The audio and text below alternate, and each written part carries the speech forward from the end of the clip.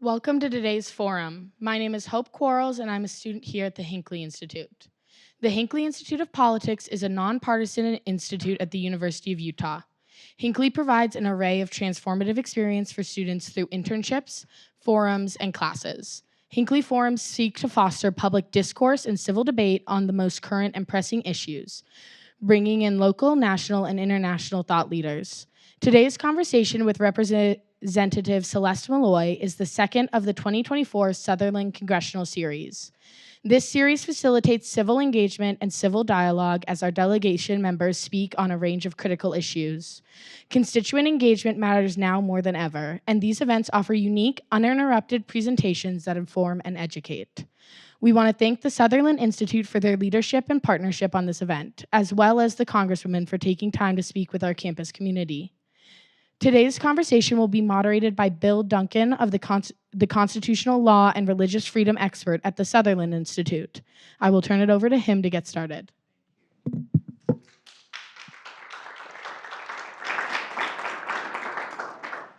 Thank you for that introduction. We're really grateful to have Representative Maloy with us and for the Hinckley Institute. Or can you hear me? I'm just going to double check it real quick.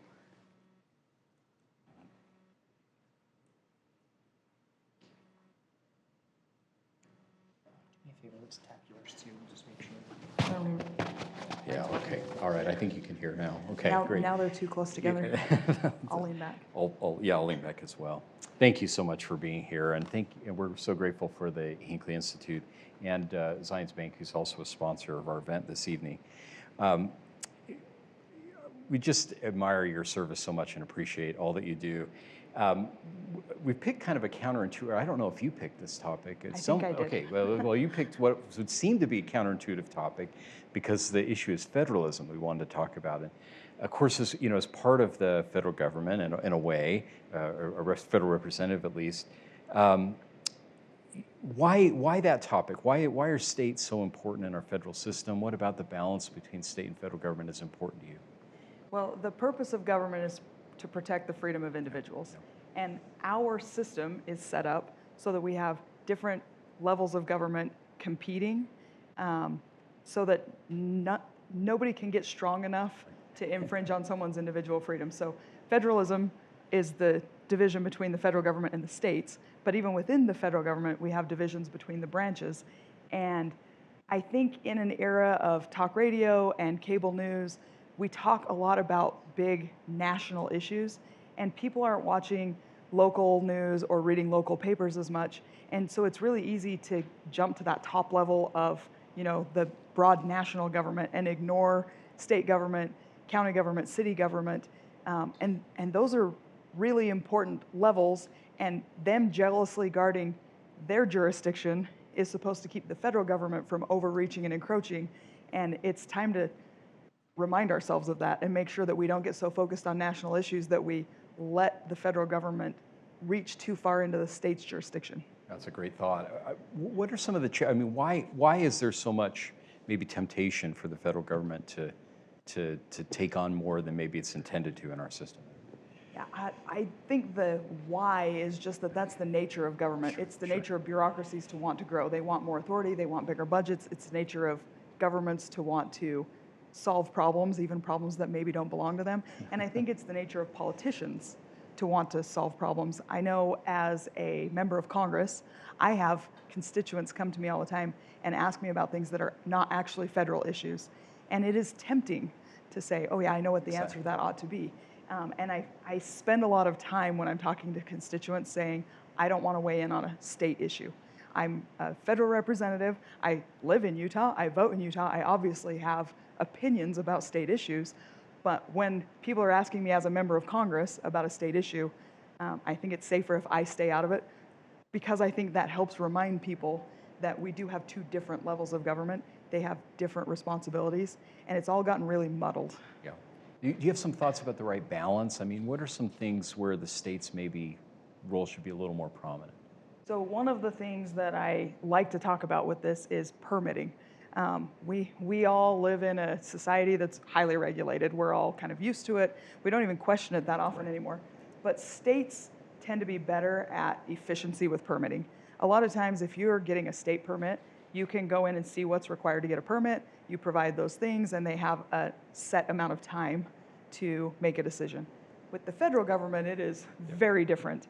And I used to be a practicing attorney before I was a politician. And that's what I spent a lot of my time on, is fighting on behalf of local governments against these onerous federal permitting processes that sometimes drag on for years and years. And they don't have deadlines a lot of times. And even if they do have deadlines, there's usually an escape route somehow that if they don't meet the deadline, they can say it's because of something. And a lot of times at the federal level get hung up because of personality politics. You know, if somebody in the bureaucracy has an ideological opposition to whatever you're trying to get a permit for, they can drag their feet for a long time. And sometimes I think they get hung up just by bureaucracy and incompetence. So it lands on somebody's desk and they don't know what to do with it, but they don't want to stretch their neck out and sign off on a permit, so they just put it off or send it to somebody else. And this isn't good for taxpayers. The example that I talk about a lot, because I've spent a lot of time working on it in different capacities, is the Northern Corridor in Washington County. It's a road that has been on the county's transportation plan for more than 30 years. It requires federal permits because it goes through federal land and multiple designations of federal land. It's actually one that is in law. The 2009 Lands Bill, signed by Barack Obama, provided for this road, but you still have to get the permits. And there are people in federal agencies that just don't think you should have a road there, and so they don't issue the permits. And taxpayers are paying for the county to keep jumping through these hoops, the Utah Department of Transportation to keep providing more information and more studies, for the agencies that are saying, no, we're not satisfied yet, for the lawsuits, and in the end, taxpayers are also going to pay for the road. The road gets more expensive over time. If we'd have built it 20 years ago, it would have been a much less expensive road. And so we have the system where we can't make decisions quickly, and taking a lot of time to make the decisions is expensive. So there's the time value that we lose, but also there are dollars, real dollars attached to all of this. Yeah. And it's inefficient, and the states tend to be much better at this. But the longer the federal government has these inefficient systems, the more states start to mimic that. Sure. And so we need to fix the federal system to be more like states before states become more like the federal government. Yeah, that's a great way of saying it. Well, what does that look like? I mean, what can federal governments do to, or what can the federal government, pardon me, do to restore a better balance for federal?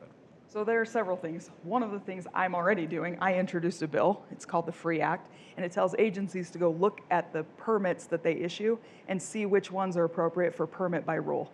And permit by rule is what I just described that local governments are a lot better at, where you say these are the things that are required to get a permit. And when you've met those things, you turn in your application, they have 30 days to say yes or no. I mean, that is just much more efficient. And you're not cutting any corners.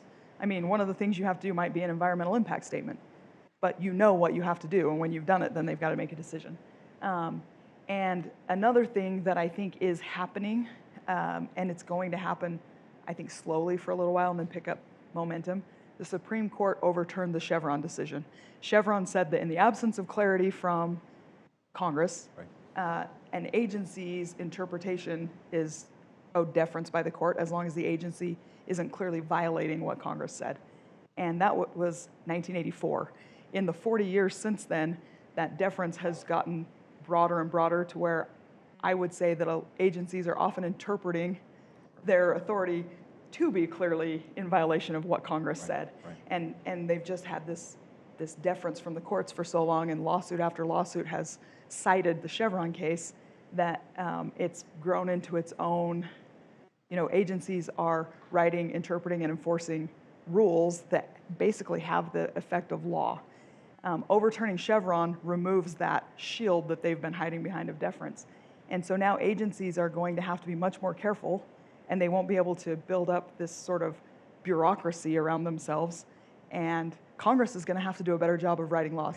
Now, I would argue that a lot of these laws are much clearer than agencies are choosing to interpret them because they want to have that space to operate. So as a member of the legislature, this is a really exciting time to be in Congress because we're now going to have to step up and stop blaming agencies and take back the authority that we should have been jealously guarding. You know, the judicial branch, legislative branch, executive branch are supposed to hold each other in check. And we have delegated too much authority to the executive branch and then blamed the executive branch for their overreach when we have a responsibility to rein them in. Yeah. And I'm excited to see how we do that in the coming months and years, and how the court is going to play into that, because the court now said they don't owe any deference to agencies, but how aggressive are they going to be in lawsuits at policing that line and throwing it back to us? They're looking like they're going to be pretty aggressive about it. Right. And of course, the lower courts will also be important to watch how they respond to that. That's such a great point. You've anticipated a lot of my questions, which is great. I really appreciate that. One thing I wanted to sort of come back to, I really loved your example of the permitting process. Are there other examples of things that states are doing that you think this is exactly why we have federalism? States do this better than national government. I think states do most things better. There's a problem of scale. Once you get to the federal level, one-size-fits-all solution usually doesn't fit anybody. And a lot of the hot-button political issues, part of the reason they're so hot is because we're trying to solve them on the federal level when it would make more sense for states to make decisions. We in this country have traditionally had a lot of tolerance for differences between states. And you know, the states are the petri dishes and they try things out. And if a state tries something and they realize it's not working, they can shift gears much more efficiently than the federal government can. One of the examples that I just recently talked about this is social safety net programs. We have a big problem at the federal level. We know that these programs aren't going to remain solvent long term, but people are relying on them, and it's mandatory spending, and Congress doesn't even look at that spending on an annual basis. It just happens. And we're headed towards a disaster. We all know it, but politically, it's been really risky to talk about it, to try to do anything about it. States are much better at figuring out a solution that works for their state, and states are much quicker at adjusting if they realize that they can't keep funding their, pension program or their, child insurance program or whatever it is. That like states have been kind of innovative and tried things and learned from each other much better than the federal government does. Education. States are better at deciding what their curriculum should be and how their schools should be run than the federal government is. You name one of these hot-button social issues, states are better at it. And when states are bad at it, they still correct themselves more quickly than the federal government does. I think that's true. And I one of the things you made a mention, Petri dish. I remember from the Supreme Court case that laboratories of democracy, right? It allows the states to come up with different policies. And if we say, gosh, California's got a really good idea, we ought to try that, or maybe more likely, California says Utah has a great idea, or let's avoid doing that, And that is powerful. I think there's probably a benefit of being close to the people too, where there's some feeling of this kind of an accountability you don't see at that remove. Well, one of the issues that we've felt some concern about is the question of guidance letters. So far, a lot of our discussion, particularly with the Supreme Court, had to do with rules that agencies make to theoretically interpret what you're doing in Congress. Yeah. But guidance letters are a little different. Do you want to say much about that, or would you want to build that up a little more first? I'll briefly touch on it. Please. I think guidance letters are a symptom of what's been happening. So in, the 30s and 40s with the New Deal, we had this idea that if we staffed agencies with people who have degrees or lab coats or clipboards and they're technocrats, that they'll have this dispassionate scientific ability to come up with good solutions that are good for the American people. And we've had 80 years of experimentation with that. And we are more regulated, and I don't know that we're doing any better, but we're really inefficient, and we have these huge one-size-fits-all rules.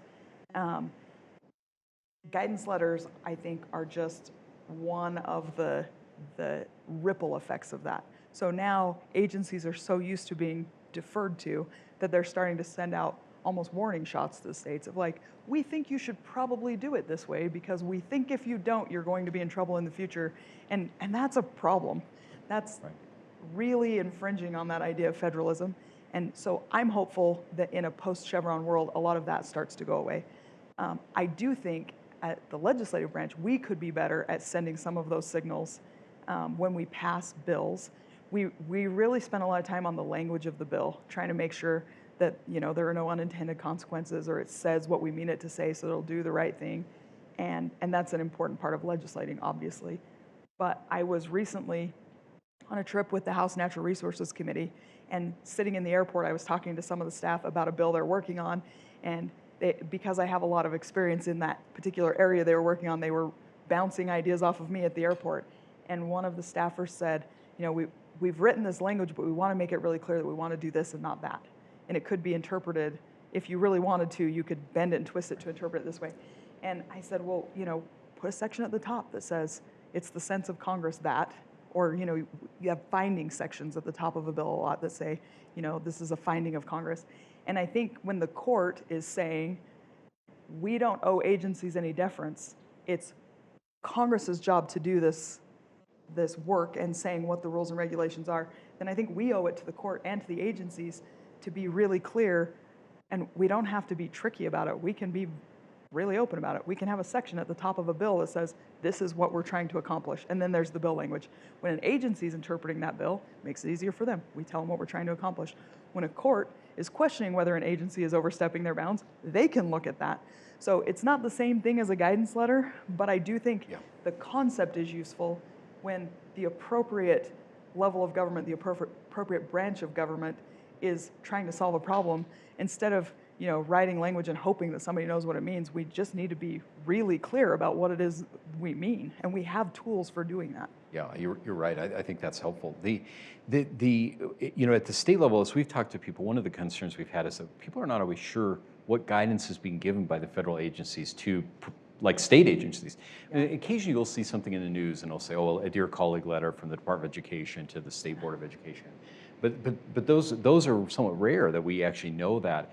So I know in Utah there's an interest in kind of asking for some transparency in terms of what guidance is being given. Yeah. At the very least, I mean, obviously at the state level, we could ask the agencies to say, when you get a guidance letter from the federal government or some kind of guidance, whether it's a handbook or whatever, you need to disclose that so that we can know what's happening. At the federal level, are there some things that could be done that increase the transparency in terms of what guidance is being given to states or other stakeholders? Yeah, I mean, transparency and accountability are key in government. I think a lot of that transparency is actually baked in, but you have to know where to look and what you're looking for. And so that isn't really transparency, and so we probably need to be better at that. So the first thing I want to do is just get rid of a lot of that. Sure. But whatever's left, whatever appropriate level is left at the end, it should be really transparent. I think we all benefit from a smaller, more accountable government.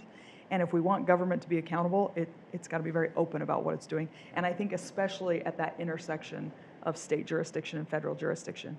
The federal government is always just naturally inclined to keep overstepping. And when the people can see what's happening at that intersection, then it's easier for the people to hold government accountable. And one of the reasons I think Congress should be doing a better job, besides that the court said it, is that as a member of Congress, I am accountable. I have to come do things like this. Right. I have to come stand in front of people in Utah and tell them what I'm doing in order to keep my job. I mean, I guess I could choose not to, and then they would choose someone else, or I would hope they would. And so I've always got to be coming back and telling people in Utah, this is why I voted for this thing, because I thought it was best for the people in Utah for these reasons. And then they know whether to agree with me or not. Nobody in the Department of Education or the Department of Interior or, you name the department, they don't have to come stand at a town hall in Bountiful and say, well, this is why we issued that guidance letter. We thought it would be good for you. Right. And so the people win when the most accountable people are making the decisions. Right. If you're a bureaucrat and you're protected by career service protections, you don't have a lot of incentive to put your decisions out there to be criticized. You have every incentive to try to just get things done and be defensive of the things you've decided. I'm actually a little defensive about the things I do too, sure. But I have to go out and defend them to the public, and you all get a choice every 2 years. Or in my case so far, every 2 weeks. We just have to keep being on a ballot, and that is a good thing. People ask me all the time, wouldn't you love to see Congress go to a 4-year cycle instead of a 2-year cycle? And I say, I may be speaking against my own interests here, but no, I think it's a good thing. The members of Congress are constantly having to be out campaigning and answering to their constituents. we're supposed to be really responsive to the needs of the country. And that's a totally different world than being a career person in a big square building somewhere, thinking big thoughts and writing out ideas and then implementing them, and not really having to go talk to the people who are impacted by it and say, this is why I thought it would be good for you. That's a great image of an official from the Department of Education having to go to Bountiful or wherever and say, here's why we did what we did. And go to a school board meeting somewhere and explain to parents why that's good for their kids. Right. That is a good thing for government to have to do. Yeah, I think you're right. And I think that's the genius part of the genius of the Constitution, is having that decision-making authority there. Now, I want to come to something that's, of course, kind of a pressing issue in Utah now. Pressing because Utah's pressing it, and that has to do with land use. And as I drive on the freeway, I see signs and say, "Oh, does anyone know what that's about?" I tell my kids. So, do you want to say something about Utah's lawsuit, or would you like me to give a little background initially on that, or? If you'll give the background, okay, great. I feel comfortable talking about it. And I know this is a key issue for you, but so the state of Utah, as you know, probably recently has filed a lawsuit challenging the practice at the federal government of holding on to, I guess, what they call unapportioned lands. So these are lands that are owned by the federal government, but they're not doing anything with it. And we all recognize, I guess, and appreciate the national parks and things that are specifically used for something, but there's a large proportion of the state that we can't do anything with because we don't have any ownership. We as the state of Utah, and so why does the federal government do that, and what can we do to maybe respond to that? Is it so? The idea of public land has been around as long as the country's been around. When the 13 original colonies decided to get together and create a government, some of the landlocked states looked at some of the states that had vast western holdings and said, whoa, you've got all of this land out there, that's going to make you more powerful than us. And so they created sort of this idea of public land, these territories that would later become states. And as the nation grew and people moved west, the custom was to go settle land, and if you mixed your sweat with a natural resource, it became yours. If you chopped down trees and built a log cabin, it was your log cabin, even though the trees were maybe not yours to begin with. And the law always caught up with the custom eventually. So we had homestead acts, and we had these settling acts, timber acts, mining acts. And by the time you got to the west, it's a lot drier out here. And also the mood of the nation started to change as it got more and more settled. I think people back east started to look, I think, a little covetously at the West, and they said, we're really settled here, but we love these wide open spaces in the West. We have these epic, romantic, geologic formations and spaces, and people started saying, maybe we should hold on to those. And so the custom out here was usually grazing on large tracts and then farming on small tracts in order to combine the two and make a living. And the Homestead Act's laws never really caught up with that. There was no way to gain title except to the small homesteaded parcels. So we ended up with public land in the West. And the Constitution says that the federal government has the right to dispose of land, and that's been interpreted as, so then they also have the right not to dispose of land. And we've been living with this for the entirety of our history in the West. And every once in a while the question comes up, but why? Like, should it be this way? Yeah. And it feels like it's on about a 20-year cycle that we have this conversation again. So we're having this conversation now because the state is suing for title to the unappropriated lands. So it's not that we're not doing anything with them. They're productive lands. They're managed for multiple use and sustained yield, which means they're managed for, grazing and mining and hiking and, sightseeing and all the things that people like to do on public lands. But somewhere that the federal government has taken an action and created a national park or a national recreation area or a monument, the government has made a decision about what to do with those lands. And the state right now is arguing in the other lands where the federal government hasn't designated as anything, we should have title to those lands the same way other states that developed earlier have control over their lands, because you can't get taxes off of them. And the state government, local governments don't have much of a voice in how they're managed. They're managed by federal agencies that are headquartered in Washington, D.C., and there are people here on the ground that are part of those agencies, and they have relationships with people locally, but ultimately they don't make the high-level decisions about land management. And so we're having, another chapter in the same conversation that's been ongoing. And I'm excited to see the state stepping into that conversation and making the argument. I don't know what the court's going to decide, but I do think it's better to have local voices involved in those conversations.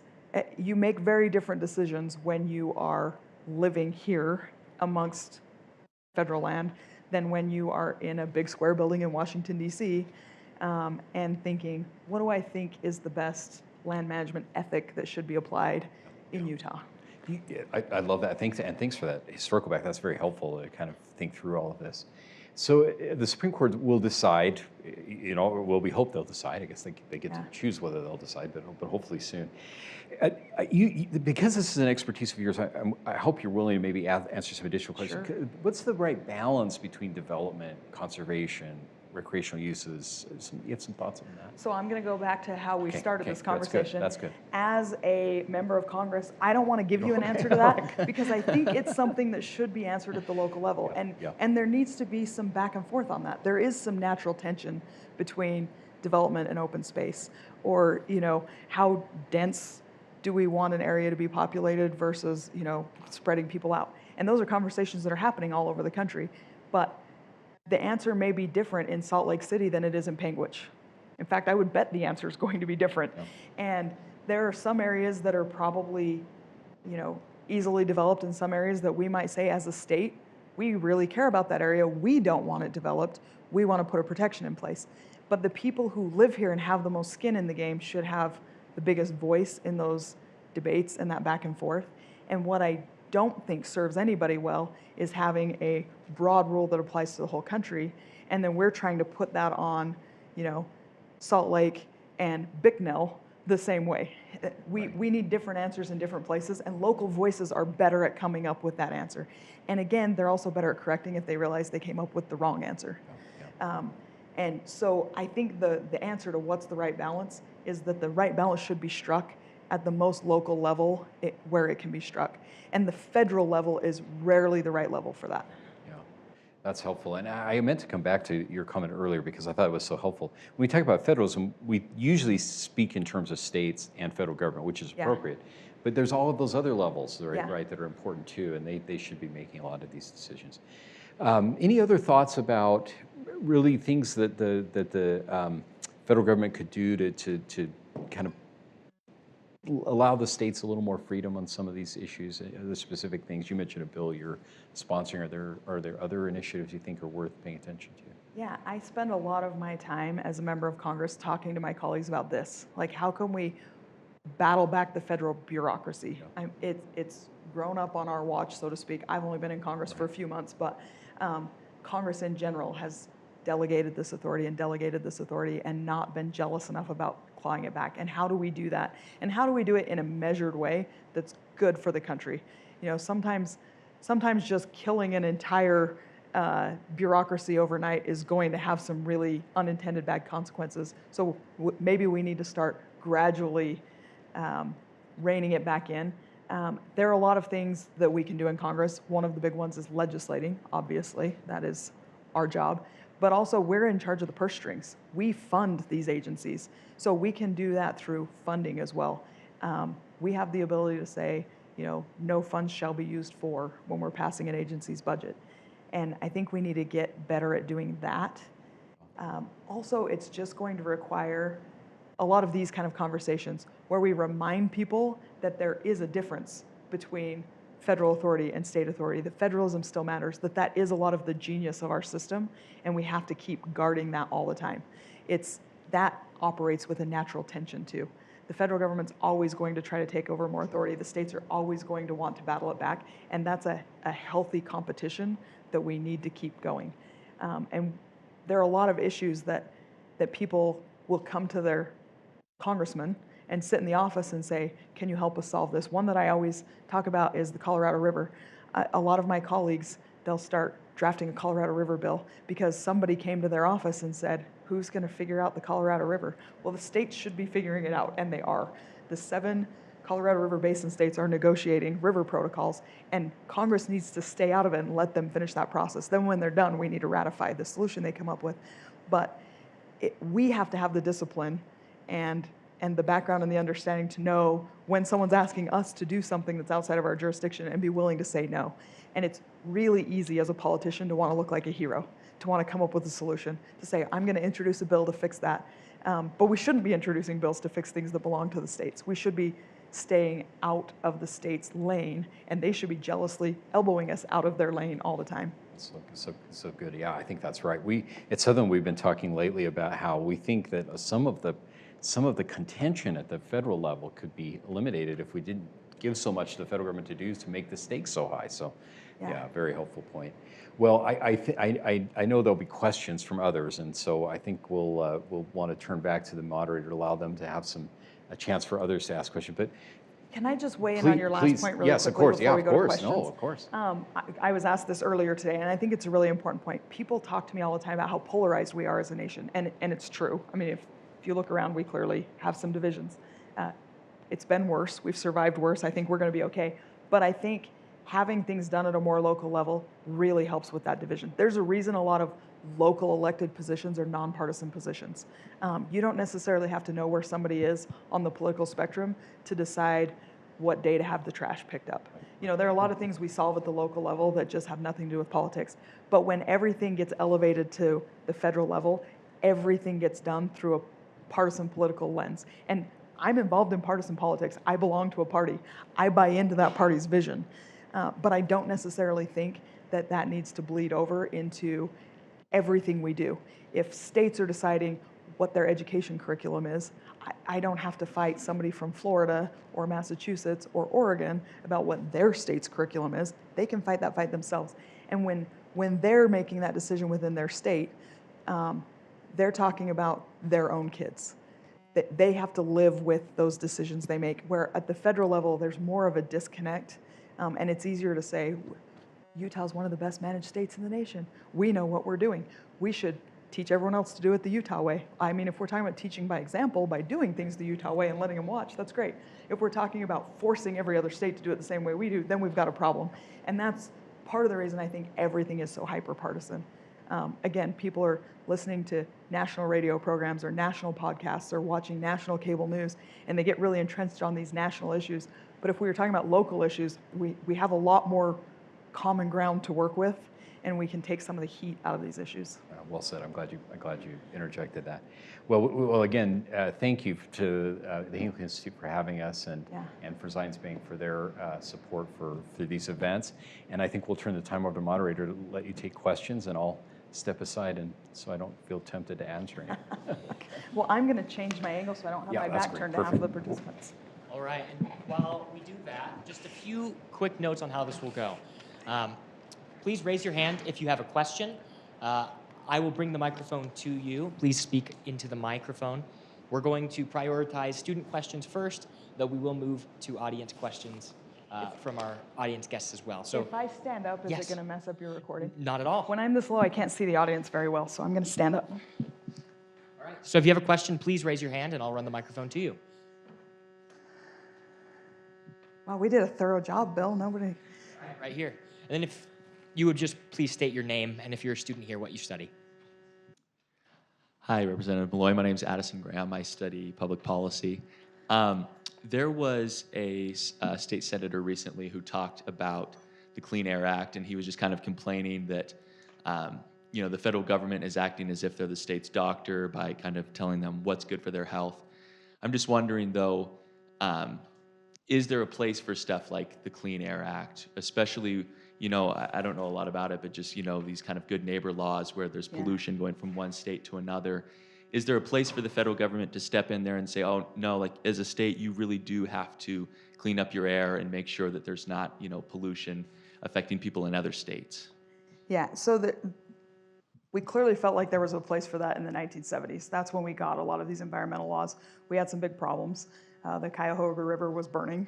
Water's not supposed to burn, so clearly there were some things in there that weren't water. So we passed the Clean Air Act, the Clean Water Act, NEPA, a lot of these, environmental laws. Most of them are Republican laws. And now we kind of talk about them in different terms, and I think people are often surprised to learn that. So yes, there's a role to play. a lot of the problems we have, though, with the Clean Air Act, the Clean Water Act, are the agency rules and regulations that have built up since the law was passed. So Congress passed a law. Let's use NEPA, for example, the National Environmental Policy Act. It said you have to look at alternatives before you make a decision. It was a purely procedural law. It was just Congress saying, hey, before you build a road, look at a couple of routes and make sure that you've got the right one. What it's turned into is this litigious behemoth that really gums up us being able to get anything done, because we have all of these court cases and agency rules that have made this a bigger and more complicated process, and now it's really hard to get that process flawless enough to be litigation proof. And so when I talk about the Chevron case getting overturned and how that's going to make a lot of these things better, that's a good example of what I'm talking about. The Clean Air Act itself, a good thing. States have a high incentive too to have clean air. But then when the federal government has this space where agencies get to interpret what the law meant, they keep growing and growing and grasping for more power and more jurisdiction. And then we're in a place where states can't comply. And we have some of those problems in Utah where, somebody says, well, if this standard's good, then an even stricter standard must be even better. And sometimes states cannot comply with those standards. And then what? Where are we going to make all the people move out of the state? We're going to make everybody stop breathing, living, driving, using iPhones. So yes, there's a place for them.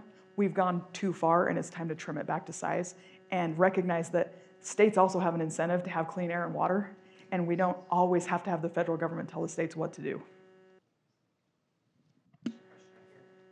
Congresswoman Maloy, my name is Ben. I'm a political science unit student here at the U. You just recently won your party's primary against Colby Jenkins. Jenkins was endorsed by multiple members of the Utah Congressional delegation. How does that relate to how you work with other members of Congress when they endorsed your competitor? I don't know, how does that fly? So the primary is over, but the whole House delegation endorsed me. Only one senator weighed in, so he was endorsed by one member of the Utah Congressional delegation. It does make things a little trickier, but Senator Lee shook my hand and congratulated me on my win.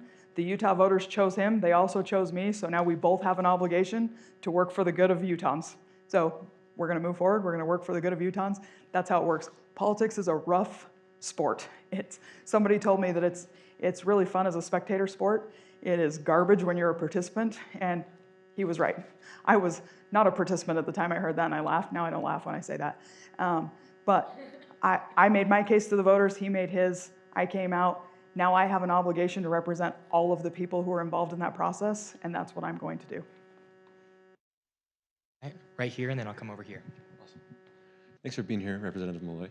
My name is Chase Perry. Sorry about that. I studied business economics and political science here at the U. My question is, you said some things that I really respect about keeping the states' rights, and I like the elbow analogy. I think of it as more like a porcupine analogy with local, state, and federal. You got to be a bigger porcupine than the one above you. Yeah. But my question is, with the defeat of the Chevron defense, so to say, in the Supreme Court of the United States, and the partisan infighting going on right now in the federal, sorry, I put the words together in my head. It's all right. Take a deep breath. In our federal legislature, I'm wondering if you think over the next several years, if partisan infighting prevents a significant amount of policy being passed within the legislature, that some of that power could be passed on, perhaps in an irresponsible manner, to federal courts instead, specifically a lot of non-elected federal judges in the lower levels. So that's a really great question. Part of the genius of our political system is that even there we have checks and balances. So lower courts are appealable to the higher courts, and the higher courts are appointed by the president and approved by the Senate. So that's how we got here. That's how we got the Supreme Court that overturned Chevron. I always tell people from Chevron, I feel bad that this is called Chevron deference because they actually lost in that case, and now their name is on it forever. But do I think that we're too partisan to pass good policy measures? I actually don't. I'm always a little too optimistic, but I'm really optimistic on this one. I sit on two committees right now, the Small Business Committee, see, I get tongue-tied too, Small Business Committee, and the Transportation and Infrastructure Committee. When I go to hearings in those committees, I hear my Democrat colleagues grilling the witnesses on some of these same issues. I listen to Democrats on the committee telling Democrat witnesses that they think the EPA's regulations on small businesses are killing Main Street. So we have some agreement there. I hear Democrats on transportation and infrastructure telling witnesses that are there for the Democrat side that they think our permitting is so inefficient that we're not getting roads and bridges built or fixed, and that that's bad for their constituents. And so I think a few years ago, this may have been too partisan, but now the bureaucracy has gotten so big and bloated that both sides of the aisle are saying, we can't offer our constituents the government services they should have because our own bureaucracy is too onerous and it's gotten too rusty and it's too gummed up. And instead of fixing roads, we're spending billions of dollars deciding whether to fix roads, and that's just inefficient, and we're not getting a better product. So if taking a long time to issue a permit and spending a lot of money on the permitting process meant that instead of building a rickety bridge where people were going to die, we built a sturdy bridge, then it might be worth it. But we know how to build bridges. The engineering is not the problem. We've been building bridges for a long time. What we're doing right now is just getting caught up in a process. At the end, if we build the bridge, we build the same bridge we started with. It's just more expensive. And a lot of people along the way got involved in the process that didn't need to be. So I am optimistic that we can actually get this done, even as divided as Congress is. As closely divided as Congress has been, and probably will continue to be for the foreseeable future, we're going to have to come up with bipartisan solutions. And that means they're not going to get destroyed when Congress flips. If you've got Republicans and Democrats that buy in on the idea that we don't need this much bureaucracy, then we're all going to leave it in place long term. So I actually think it's a good thing.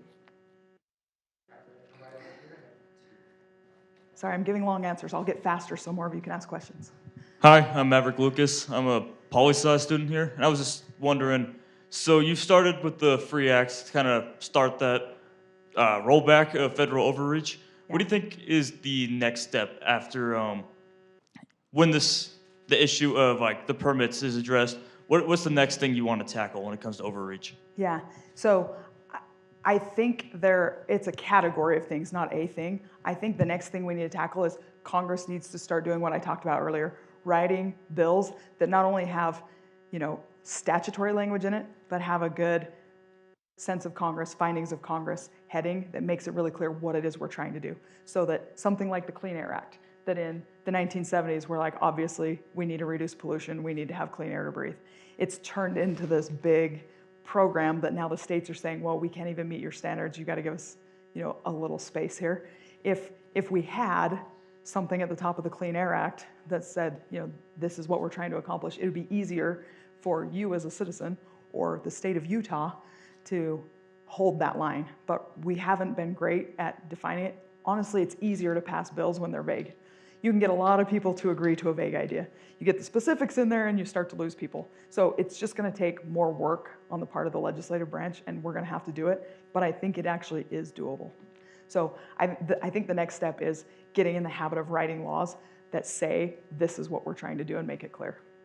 And that's going to impact everything. I mean, that's going to impact your federal regulations and, how your student loans are administered probably. I mean, that'll impact everything. So it's going to take some time, and I'm excited to see how it unfolds. Hi, Congresswoman. My name is Evelyn Park. I study political science and communications here. I know you talked a little bit about going straight to the public with your decisions and defending them. Yeah. Other than that, how do you ensure transparency and accountability within your office? Yeah, that is a really good question because that is my job. So I do a lot of events like this. I spend a lot of time on the road. I go out and talk to people. I also have a weekly newsletter. So if you're curious what I'm doing, you can go to my Congressional website and it'll pop up and ask you if you want to sign up for the newsletter. If you sign up for that, you'll get an email from me every week that says, this is what we did this week. And I try to make videos pretty regularly. I don't always do it every week that say, this is what's happening in Congress and this is what I'm doing, so that my constituents have every opportunity to know what I'm doing. I go on the radio in Utah every chance I get. I did 2 news hits before I came here. I want people in Utah to be sick and tired of hearing from me. When someone says my name, I want to be like, yeah, we know what she's doing. Stop talking. Because what I've seen happen a lot is the way I used to feel, which is Congress is something that happens in DC and they don't come back and talk to us, and I never know what they're doing, and I don't have any access. And if I'm mad about something, I don't even know how to get a hold of somebody. I want everyone in Utah's 2nd District to know how to get a hold of me, and I tell my staff that all the time, to the point that they roll their eyes. But I think if everyone knows who I am, how to get a hold of me, including my team, and that I care about what's happening in their town, then I think I'm killing it as a member of Congress. And that takes a lot of work. And frankly, it's kind of emotionally exhausting to be on the spot all the time. Even something like this, you've been a great crowd, you're very friendly, but like, I don't know what you're gonna ask me. I have to be prepared to answer anything. And so it's easier a lot of times for politicians to just not do it, but I think it's our job, so I'm doing it. Hi, I'm Camilla Cloward. I'm studying political science and Arabic here at the U. And I was wondering, when looking for staffers or interns as a member of Congress, what are you looking for in those candidates? Yeah, that is a really great question, because hopefully a lot of you are looking for jobs in the field I'm in. What I'm looking for is someone who is willing to learn and is willing to show up and work hard. This probably won't shock you. There are a lot of books written and podcasts about that different generations look at things differently. I'm looking for someone who is willing to show up and interact with people who think differently, who do things differently, and willing to learn and willing to take direction. That's basically all I'm looking for. It's great if you have a background in a policy area or in political science. That'll give you a leg up. But I will take a hard worker who's willing to be taught over an expert every day of the week. Thank you. You're welcome. Thank you for the question. All right, we have time for a few more questions. We're going to go right here. Hi, Congresswoman Maloy. My name is Alexis Morgan. I'm a philosophy and applied ethics major. Recently this year in May, the Pew Research Center released a new statistic that only 22% of Americans have faith in Congress. I'm curious, as a member of Congress, how can you reinstitute faith so Americans have more trust in you? Well, first of all, I'm actually surprised it's that high. So I tell people this all the time. The thing that's beautiful about Congress is we are a true slice of America. You have PhDs from Ivy League institutions serving with high school dropouts who started a business in their garage. And in that way, we reflect America. And it's the beautiful part of our system. And everybody I know in Congress, I don't know all 438 members of Congress, but everyone I know is a fascinating person that if you had a chance to sit down and have lunch with them, you would just want to talk to them for hours. But you put 438 people like that in a room together, we make idiotic decisions sometimes as a body. And that's just kind of the nature of having a whole bunch of people be part of anything. I come from a fairly large family. If you get out to the extended family, we're a really large family, and try to get someone to decide where to go for dinner. It's difficult.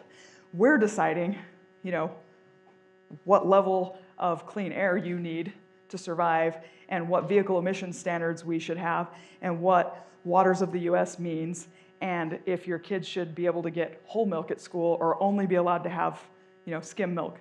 It's insane how many decisions we make. And so I think some of that is just the nature of the beast. I think Congress as a whole will probably always have a fairly low approval level because we're designed to be slow and deliberative, and you've got to convince a lot of people to do something if you want to get it done. When you poll people about their own member of Congress, we tend to do better, thank goodness. And so I don't know that we'll ever get super high approval ratings, but I do think the same thing we talked about with, how do I report is part of the answer to that question. I think Congress as a whole, most of the time people find out what we're doing because they watch cable news or listen to podcasts and they hear what Congress is doing.